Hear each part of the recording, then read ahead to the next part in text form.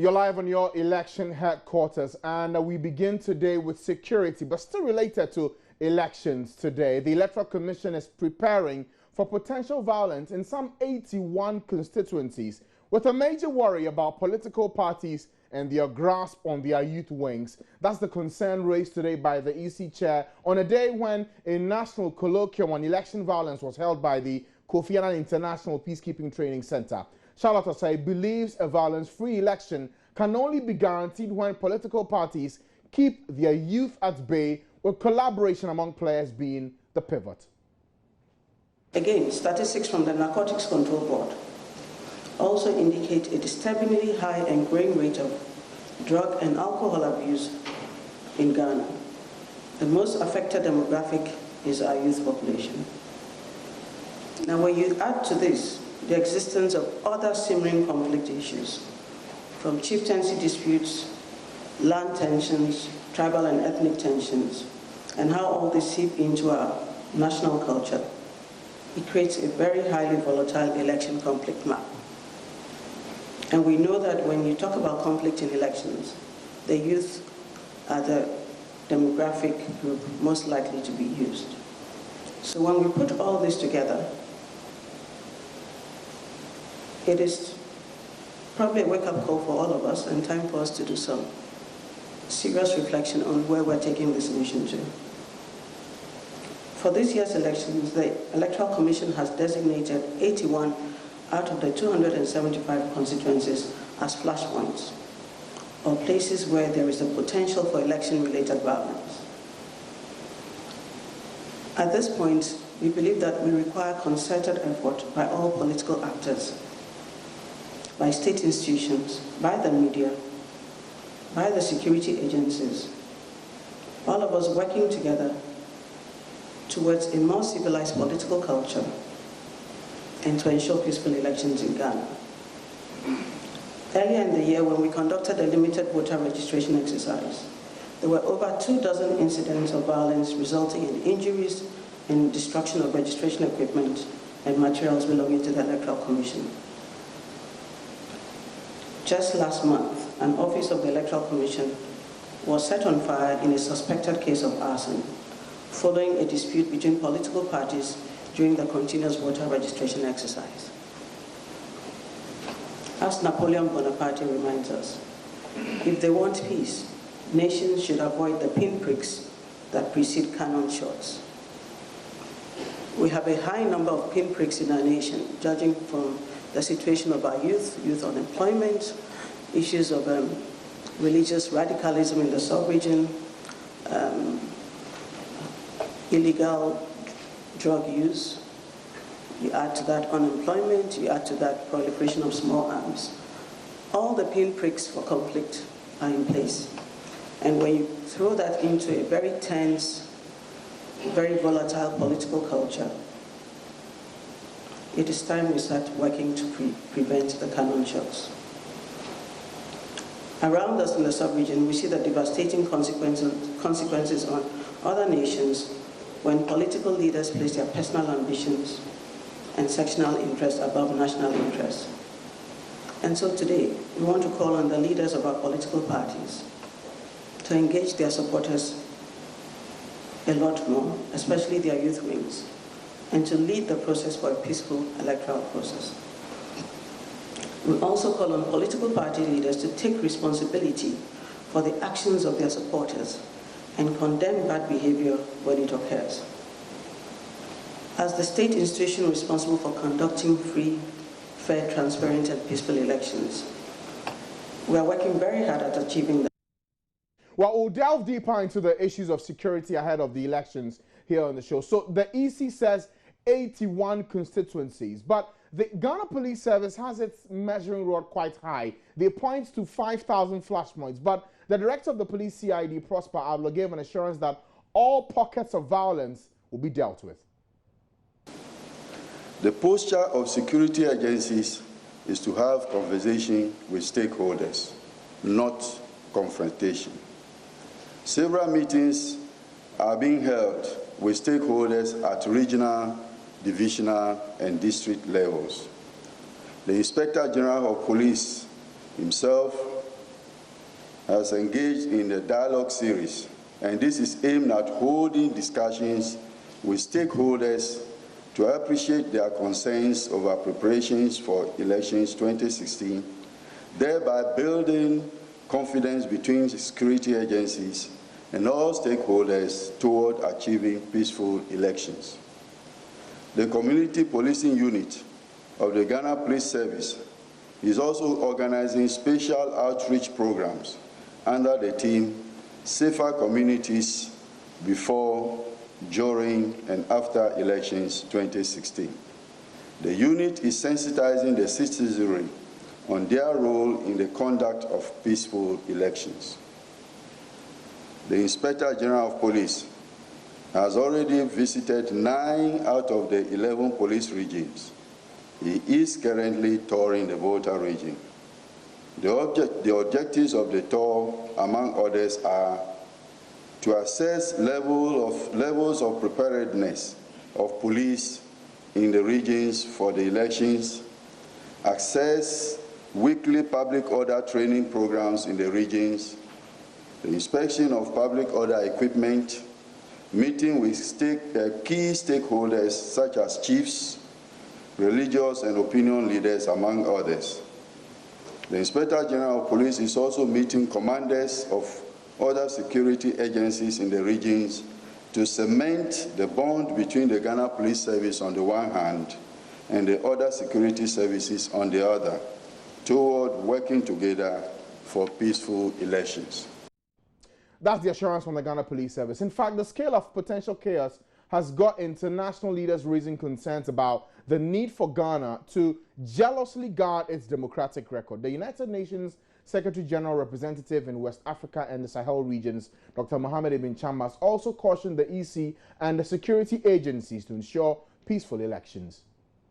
And I want to encourage the Electoral Commission to further intensify these efforts, particularly in relation to communication as a critical element as we move forward.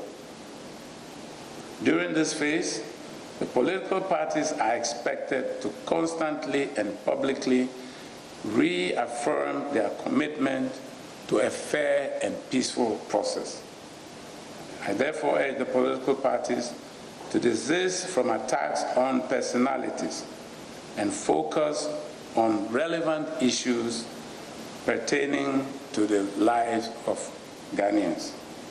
The election campaigns should be an opportunity to debate issues and perspectives instead of trading insults, invectives, use of hate speech, or language likely to foment bitterness, rancor, or violence.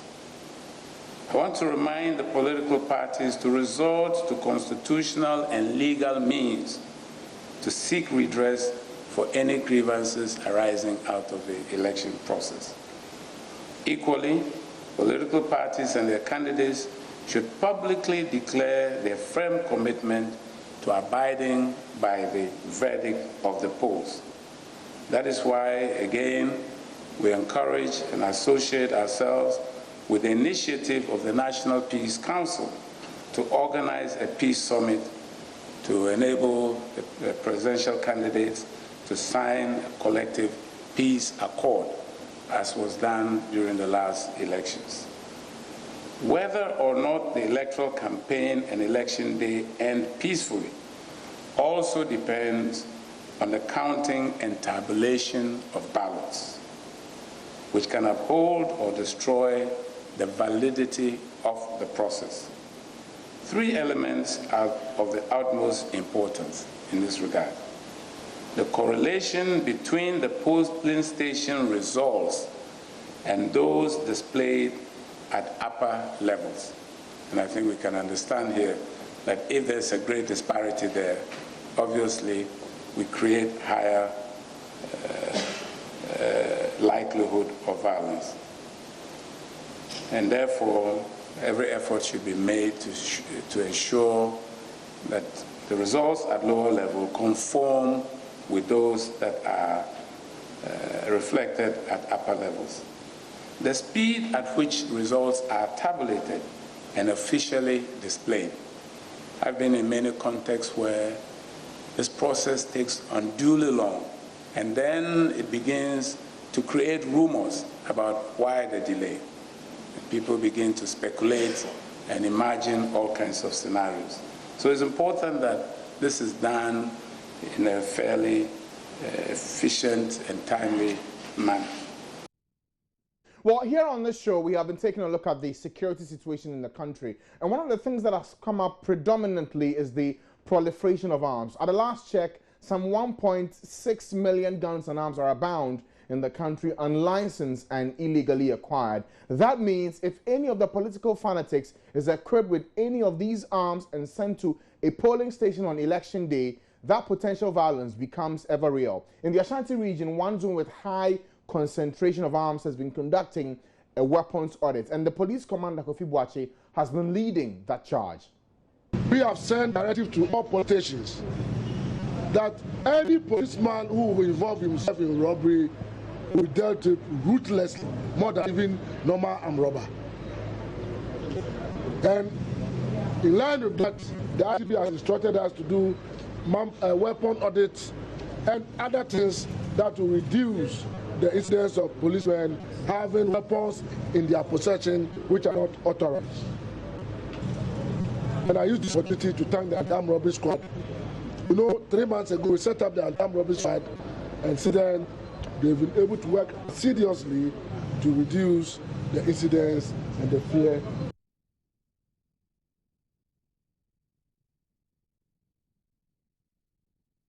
Well, today the Christian Council have also been discussing issues to do with elections and security. Now, Reverend Dr. Opuni Frimpong, the General Secretary of the Christian Council of Ghana, says that a lot needs to be done by all parties involved to ensure that this year's election is free, fair, and peaceful. This year's election, if there are two areas that must attract attention, there are areas of violence and cheating. Two areas that all those who have concern, passion, who want to help 2016 election must give attention to issues about violence and cheating. Violence, either verbal abuse, what people say in public discourse. Violence in terms of snatching ballot boxes. Violence as in mobilizing people to cause mayhem, to misbehave, if you like.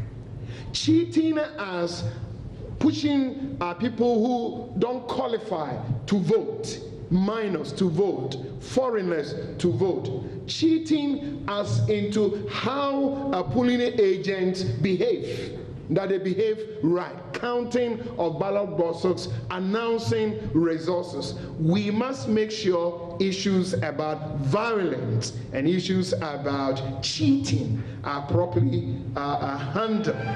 Now, this is where we feel as religious leaders we can also come in, because when you are into violence, when you are into cheating, most of them target young people.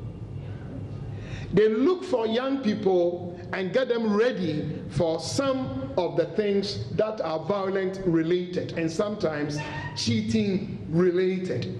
And these are the young people also who are in our constituencies, who are with us as Muslim leaders, who are with us as church leaders. In this country, put Christianity and Muslim together, and you have more than 90% of Ghanaians.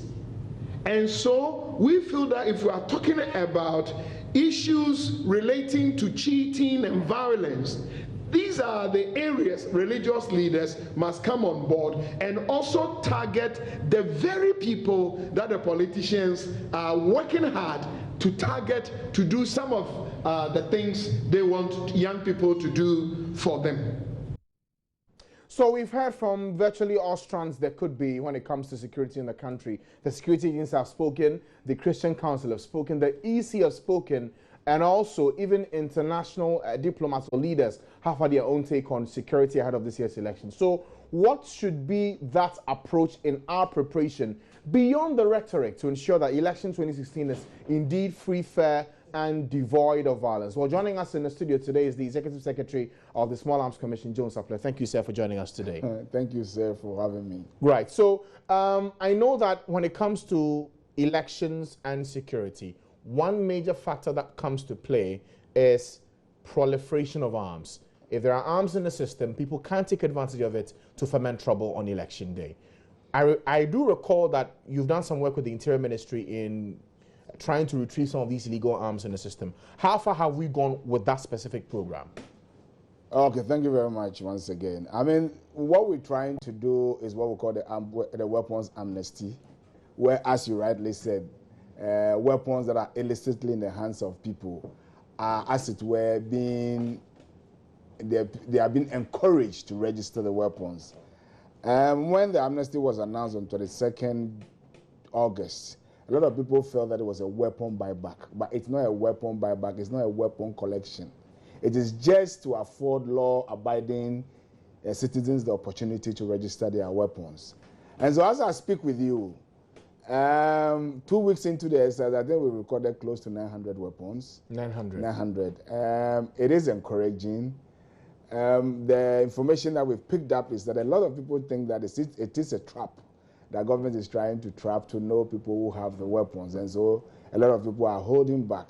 As we sit here, one of the challenges that me and you need to cement is how we can ensure that people will know that what government has done is really genuine, is a proper olive branch that they've extended to people to bring out their weapons for them to be known. Why are we doing that? We are doing that because when people's weapons are registered, they don't normally abuse their weapons. And when their weapons get stolen, either through armed robbery, attack, or whatever, they report their weapons. So their weapons don't join illicit bandwagon. So that's why there is. And for the control mechanisms in the system to be in place. Exactly. I get that. But when you say that 900 have been retrieved in the past 2 weeks, let's look at it within a broader context of how many guns are in the system and how many you have retrieved. We have about close to 1.2 million weapons on the national register nationwide. And Kofi Annan did the research for us and estimated that we have about 2.3 weapons in civilian hands out of the 27 million Ghanaians that we have, which means that about 17% of the adult population said they have weapons. And so that came to 2.3 million. Now, the 2.3 obviously includes the report that you did yesterday about the Kumasi arrest. You know, there are a lot of conflicts around us.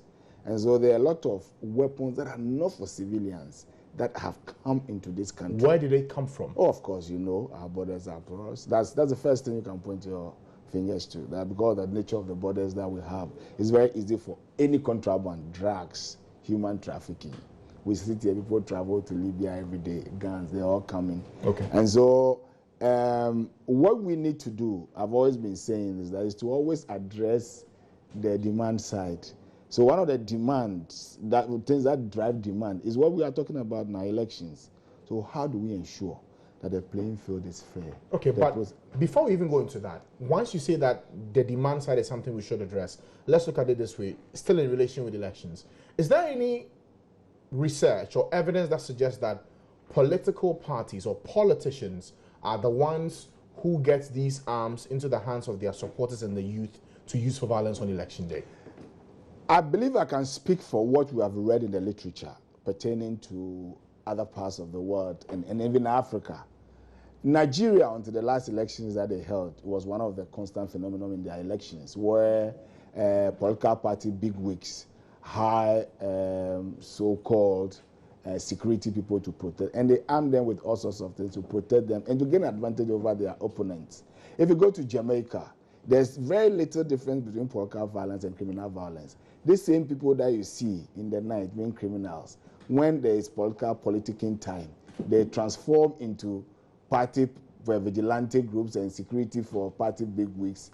You understand? And so, I mean, it's very difficult to draw the line. That's in Jamaica. But what's the unique Ghana story?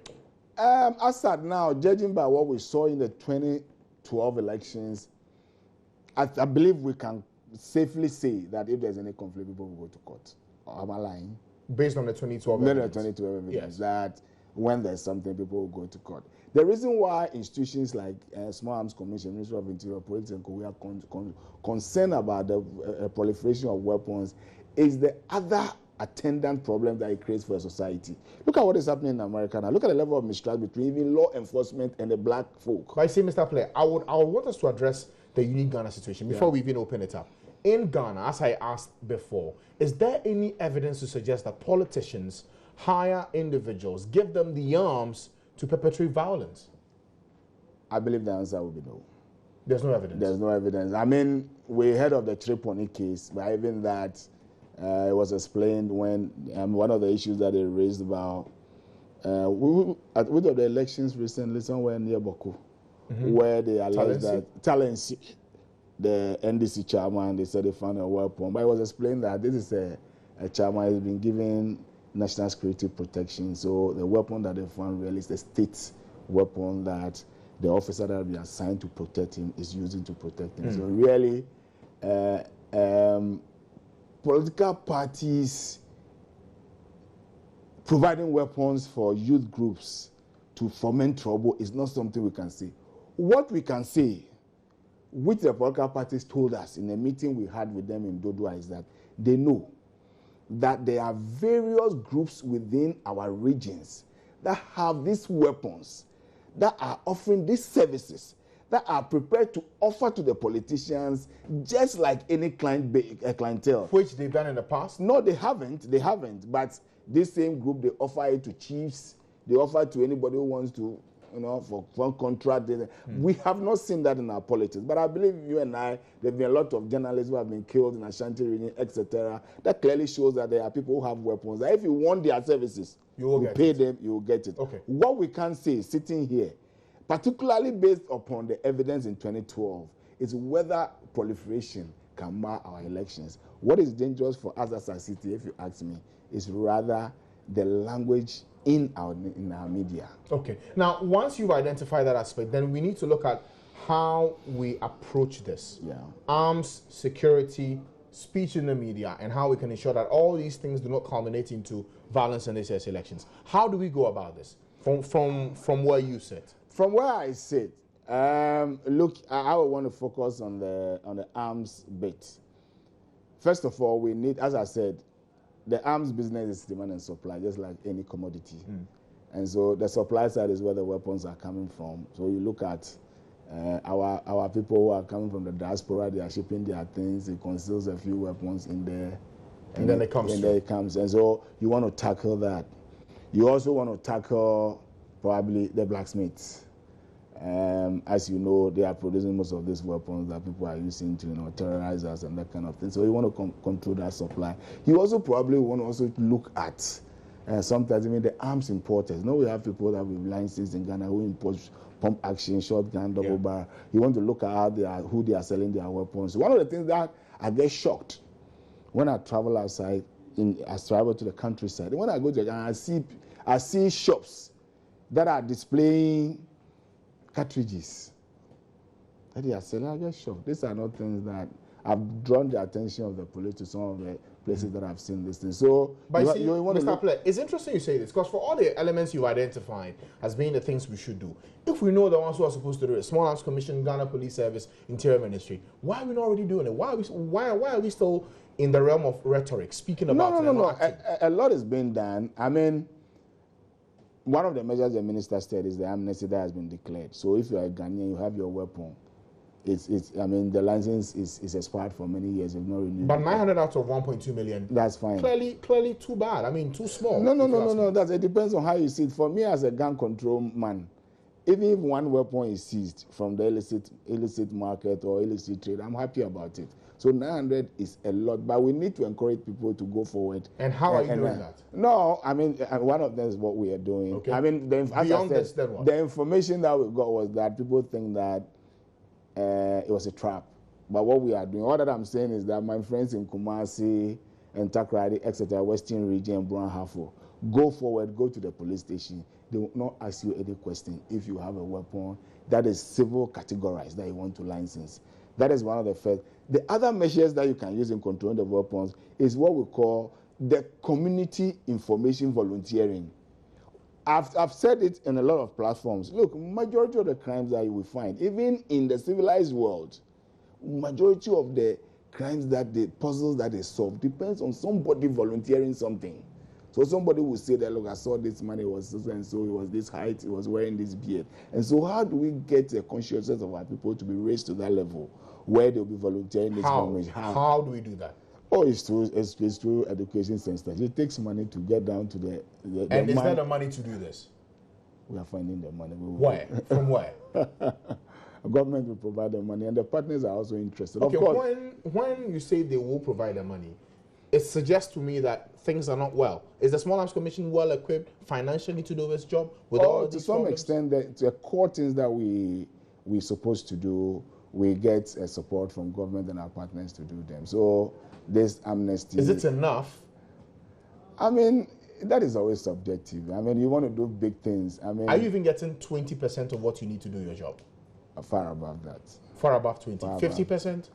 Far above. Okay. So you see, inherent in all of this, there's a financial challenge that needs to be fixed. Oh, but you know the country in which we live in. You know, we all know, even the national budget, you know the challenges that the national budget is facing. So no agency, as I speak, admittedly gets what they want really to. But if you look at the severity of this challenge, but if you look at the kind of problem we have on our hands, the kind of the amount of guns we have in our system right now, what needs to be done to get them out, to make sure that these 5,000 flashpoints do not become real violence on election day? How do we do that if the money is needed from governments? That is what you see happening. Yes. So you see Electoral Commission bending backwards to ensure that all the players accept the rules of the game. That this is so you won't feel cheated. You understand? One of the things that makes people aggrieved and want to resort to the use of weapons is where the person feels aggrieved. So that is one thing that you need to address. The political and the election managers must be extremely. I get that part. But you see, the last link there about dealing with the guns, which will require your service. No, what I'm saying is that it's demand. So if you can address the demand, look, the weapons can be there. I'll tell you what.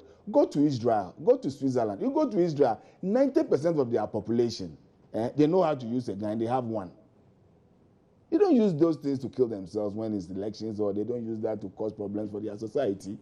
So the issue is that it's not about the number of weapons that we have really. It's about here, the attitude. And working on the attitude requires funds for the commission. Yes. Which you don't have enough. But that is what me and you are doing. That is what me and you are doing. We constantly have to engage. What we are doing is just one. Because you go down to the remotest of areas to find these people and get the job done. The money you require in getting that done, you don't have it, do you? Oh, as I say, we have money to do the critical things that we need to do. But I believe you are not oblivious that we live in Ghana, and there are a few challenges most. And so what we need to do, we're getting money to do them. Okay. But as I said, the issue really is not about the number of weapons. People should not be too scared.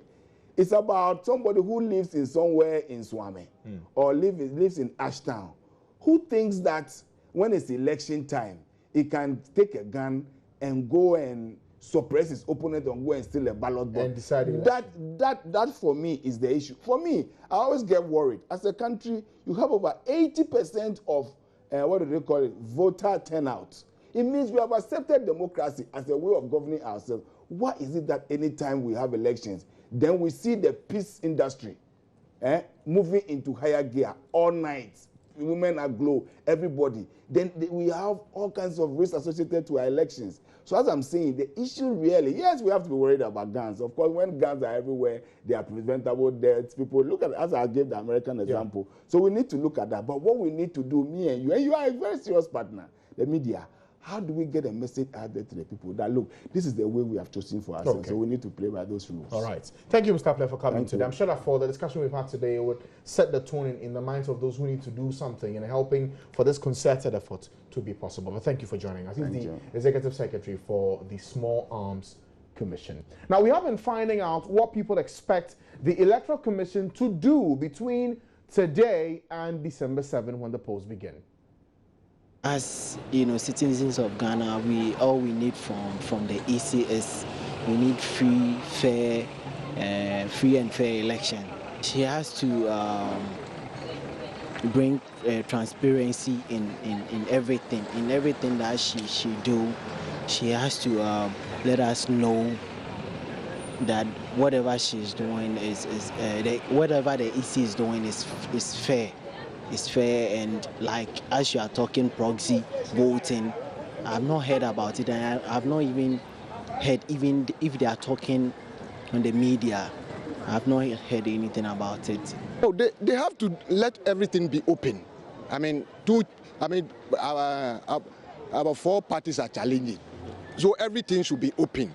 The reason why I'm saying, some people think that maybe the EC will be under the government of the day. No, but that is what the perception of people. So they also have to come clear so that everybody will know that maybe they are also independent. We have to improve. Yes, that I think it's true, because the EC head sometimes she takes some decisions that I don't know. she really have to be open, so we can all judge and take a good decision for the benefit of the country. Right. In taking decisions for the country, since we are using our taxpayers' money to pay her or to finance or to do all the things they are doing, whatever decision they take on our behalf, I think we should be in the know. They shouldn't keep it to themselves.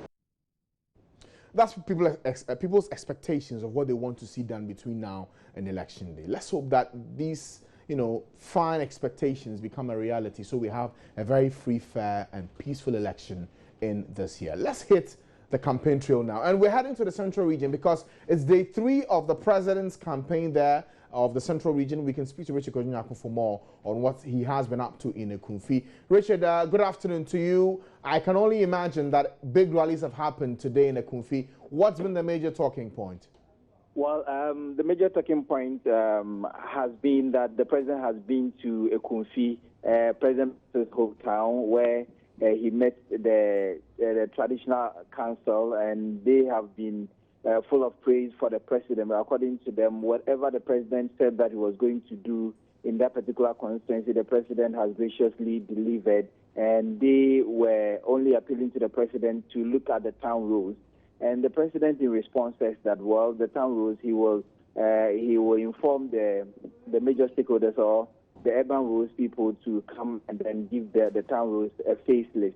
They also put an issue of a school that was named after a prominent chief in that area, Nanachin Community-Based Senior High School. The chief said that the school has been in existence for 10 years, and the school is currently in a deplorable state.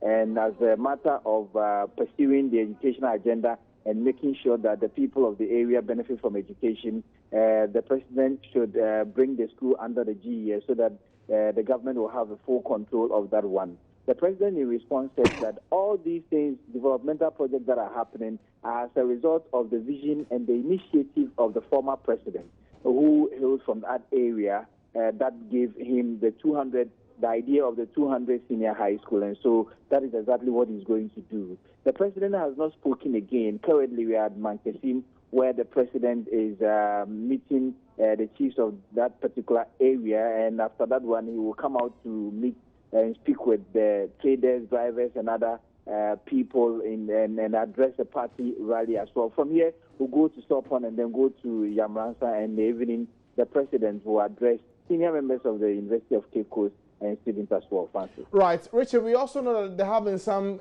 concerns relating to some deleting of names of individuals in a constituency being raised in, I think, the Ewutu Senya East constituency. What do we know about that?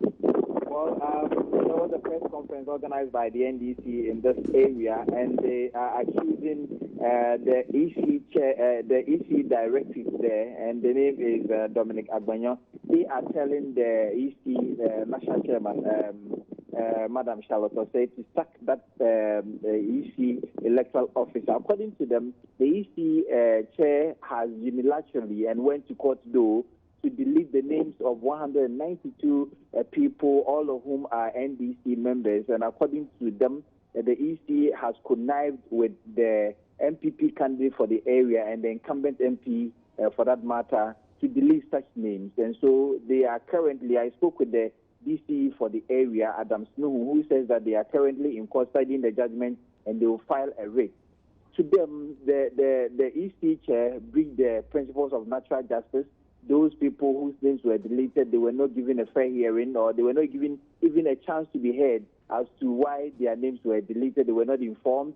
A committee that ought to sit for the names that have been challenged to be scrutinized, there was no such committee, and the EC chair just went to the circuit court there, and then they struck the names out. And so there is currently tension between the Electoral Commission over there and the NDC people. They want the electoral officer out. According to them, if the electoral officer continues to be there, they wouldn't know what will happen, because there is a clear connivance with the MPP to ensure that the MPP candidate wins.